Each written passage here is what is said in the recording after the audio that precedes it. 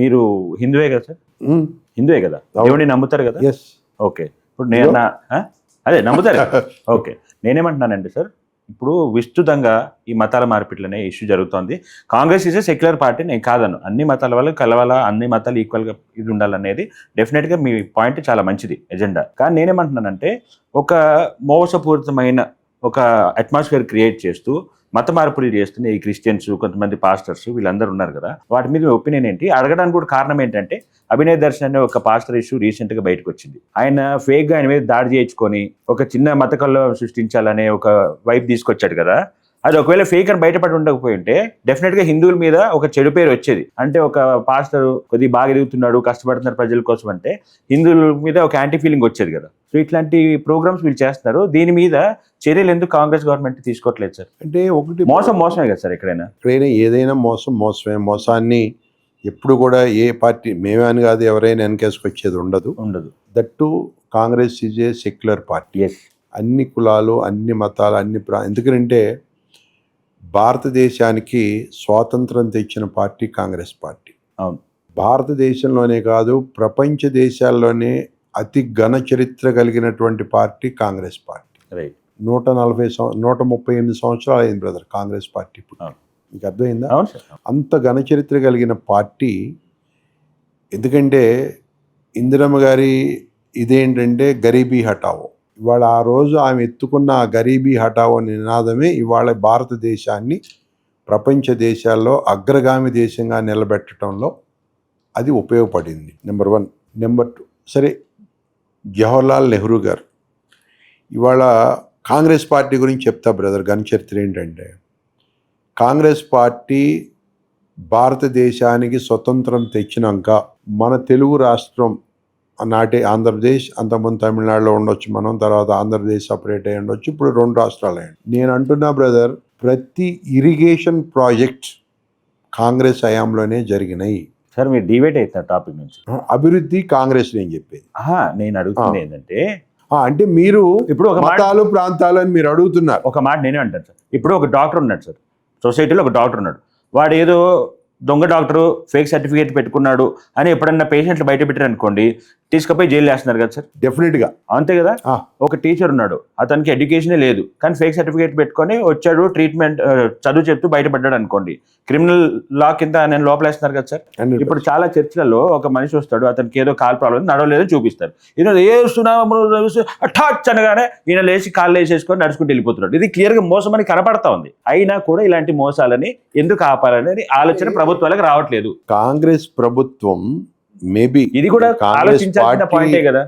మోసం చేస్తున్నారని ఆలోచించాల్సిన పాయింటే కదా. సెక్యులర్ మోసం చేసి ఎవడైనా ఏ పార్టీ వ్యక్తి అయినా, అది హిందువా, ముస్లిమా, క్రిస్టియన్ అనేది కాదు, ఏ తప్పు జరిగినా ప్రజలందరూ సమానం, కరెక్ట్, ప్రజలందరికీ సమన్యాయం జరగాలి అనే దాని మీద కాంగ్రెస్ ఎక్కడ వెనకపోదు.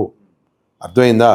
అటువంటి ఇది ఉంటే డెఫినెట్ గా చట్టం అనేది చేస్తుంది. మీరు చూస్తున్నారు 1-2 ఇన్సిడెంట్లు జరగవచ్చు బ్రదర్, నేను కాదనంట్లా. అంత మాత్రాన కాంగ్రెస్ దాని వెనకాల చర్య తీసుకోలేదు. తీసుకుంటే బాగుంటుంది, 100% తీసుకోండి. ఇప్పుడు అక్కడ దాగేందుకు మన బండి భగీరథ ఇష్యూ తీసుకోండి. జనాలు ఏమనుకున్నారంటే ఏదో రేవంత్ రెడ్డి గారో లేకపోతే ఆయన వాళ్ళ ఫాదరు బండి సంజయ్ గారో ఏదో ఇది కొల్యూడ్ అయిపోయారని చాలా హంగామా ఆర్భాటం చేశారు. ఏమైంది చివరికి? వాళ్ళు బండి భగీరథని అరెస్ట్ చేసి జైల్లో పెట్టారా లేదు? కానీ వాస్తవంగా చూసుకుంటే అసలు ఫస్ట్ టైం ఒక పోక్సో మీద సిట్ వేయించడం అనేది కాంగ్రెస్ చేసిన ఒక దాని ముందు కూడా సెక్షన్ వేరున్నాయి కూడా అంతే. వారు క్రిస్టియన్ ఉండొచ్చు, హిందూ ఉండొచ్చు, ముస్లిం ఏది సిక్ ఉండొచ్చు, ఏదున్నా అది తప్పు జరిగితే మాత్రం దాన్ని తప్పకుండా తగిన చర్యలు ఉంటాయి. అందులో ఏమాత్రం డౌట్ లేదు. కాకపోతే ఎప్పుడైతే కమ్యూనల్ ఇది ఉన్నప్పుడు దాన్ని ఇంకొంచెంగా ఎక్కువగా మనం ఇది తీసుకుని జాగ్రత్త తీసుకొని ఇది చేయాల్సి ఉంటది. అంతేగాని ఏదో లేచింది లేడీ ప్రయాణం అన్నట్టుగా పరిగెత్తకూడదు.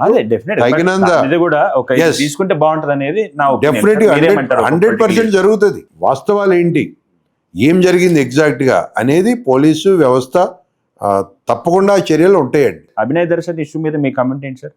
అలా అని చేయటం కరెక్ట్ అనుకుంటున్నారా మీరు? కరెక్ట్ కాదు, కానీ ఇప్పుడు సమాజంలో ఇలాంటి వాటికి పాల్పడుతున్నారు అంటారు. అంటే సమాజంలో అక్కడక్కడ ఒక చీడ పురుగులు ఉంటాయండి. ఆ ఒక్కదాన్నే పుచ్చుకుని మనం ఏలాడకూడదు. ఇవాళ చెడు జరిగిందండి, ఈ చెడు చెడు చెడు అని దీన్ని ఆలోచన చేస్తుంటామా? రేపు మంచి కోసం పరిగెత్తాలి కదా, పరిగెత్తాలి. అవునా కదా? సో అలానే ఒక మర్డర్ చేస్తే వీడు ఒక్కటే చేసి వదిలేరు కదా సార్. వదిలేయం, 100% వదిలేయమని నేను చెప్పట్లా, వదిలేయం కూడా. అది నేనేమన్నా దానికి తగిన ఆధారాలు దానికి అన్నీ సేకరించుకుని తద్వారా దాని నెక్స్ట్ స్టెప్ ఏంటో వస్తుంది 100%. అందుకే ఏమాత్రం డౌట్ లేదు. సార్ ఇప్పుడు ఇదంతా అయిపోయింది. కొంతమంది గురించి అడుగుతా, ఒక 1 word లో మీరు వాళ్ళ మీద ఉన్న అభిప్రాయం చెప్పండి. చంద్రబాబు నాయుడు గారు, విజనరీ లీడర్. నారా లోకేష్ గారు, భారతదేశానికి కాబోయే మంచి పొలిటీషియన్. చిరంజీవి గారు, మంచి యాక్టర్ అండ్ మనసున్న వ్యక్తి. అంటే ఫెయిల్ అయిన పొలిటీషియన్ అంటున్నారా? నో అట్లా నేను అన్ను. యాజ్ ఎ పొలిటికల్ పర్స్పెక్టివ్ ఎందుకు సెంట్రల్ గవర్నమెంట్ మంత్రి చేశారు కదా, చేశారు. బట్ మీరు పొలిటికల్ ఇది చెప్పలేదు కాదు కాబట్టి. కానీ మనసున్న వ్యక్తి. ఎందుకంటే చిరంజీవి బ్లడ్ బ్యాంక్ ద్వారా అనేక మంది జీవితాల్లో ఆయన వెలుగులు నింపిన వ్యక్తి. చిరంజీవి బ్లడ్ బ్యాంక్ కానీ ఐ బ్యాంక్ కానీ. సో ఆ రోజుల్లో, ఇవాళ ప్రతివాడు బ్లడ్ క్యాంపులు అవి పెట్టొచ్చాము, దాని మీద అవగాహన లేని రోజే ఆయన అది తీసుకుని ఒక పెద్ద బ్రహ్మాండమైన వ్యవస్థను ఏర్పాటు చేసిన వ్యక్తి, మంచి వ్యక్తి. కేసీఆర్ గారు విజనరీ లీడరే కానివ్వండి, ప్రజలతో మమేకం అవ్వాలి ఆయన నా దృష్టిలో, ఇంకా అవ్వాలి. కేటీఆర్ గారు ఎప్పుడైనా తెలంగాణ రాష్ట్రానికి గొప్ప నాయకుడు అవుతాడని నమ్ముతా. సీఎం అవుతాడు అనుకుంటున్నారు ఎప్పుడన్నా? అన్నీ నన్ను మంచి నాయకుడు అవుతాడని మాత్రం అనుకుంటా.